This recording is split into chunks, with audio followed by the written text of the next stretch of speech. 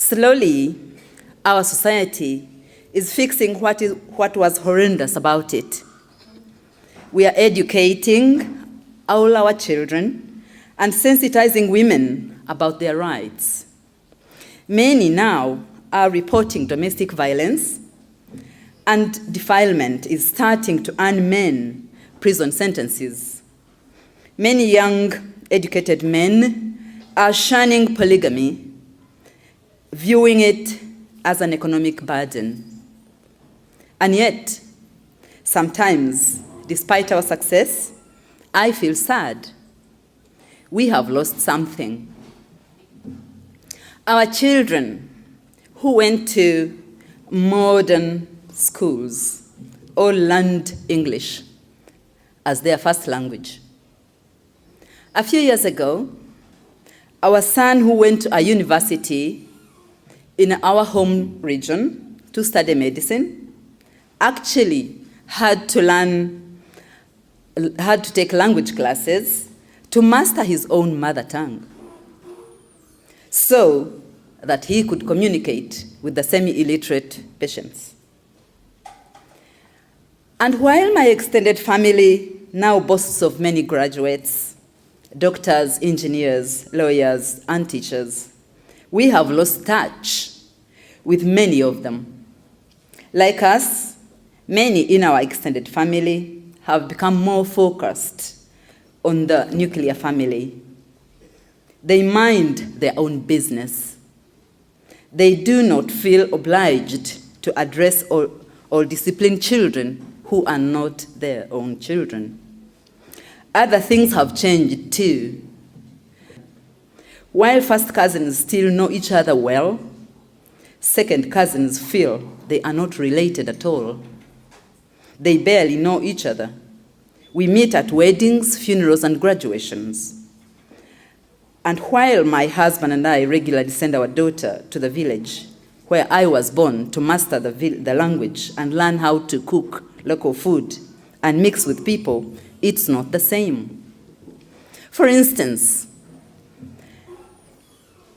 children now, including my own children, no longer sit around adults to listen to folk tales that I learned and knew when I was young. I remember listening to my cousin, Namatovu. She used to tell us story after dinner, until we all fell asleep around her. Her stories taught us a number of things. For example, the importance of not rushing into marriage simply because a suitor is handsome and rich. I particularly remember a story about an ogre that used to eat people, and I'm going to read it to you. I wish Nachisanze Segawa could come and perform it for me. The ogre disguised himself as a flawless, tall, handsome man. Once he met a girl who fell in love with him. Within a month, the girl introduced him to her parents.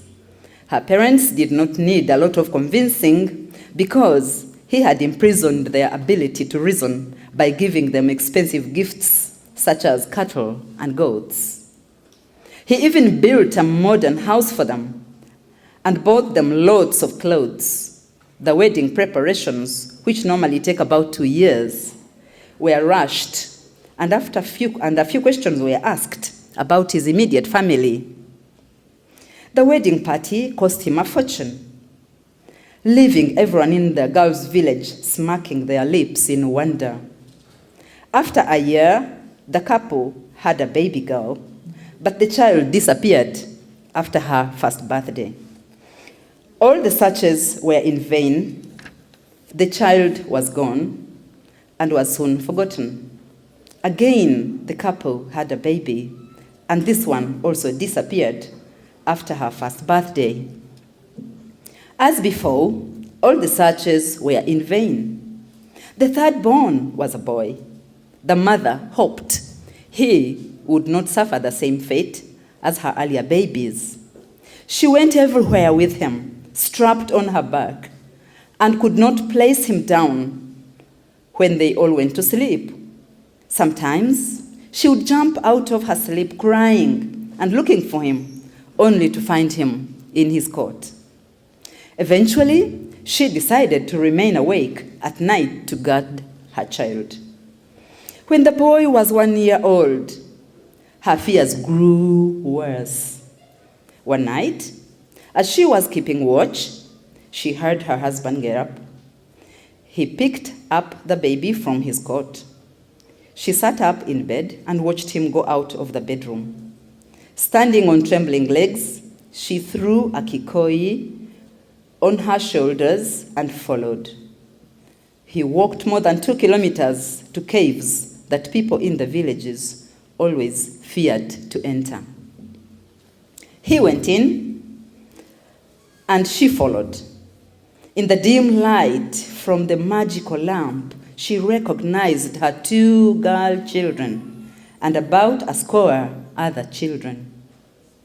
The children had turned into beings that were half human, half snake. She screamed and called her children's names. Her husband threw the baby down and instantly turned into a snake and swallowed her up. Such stories made us careful about what we did. We believed them to be true until we grew up. Thank you.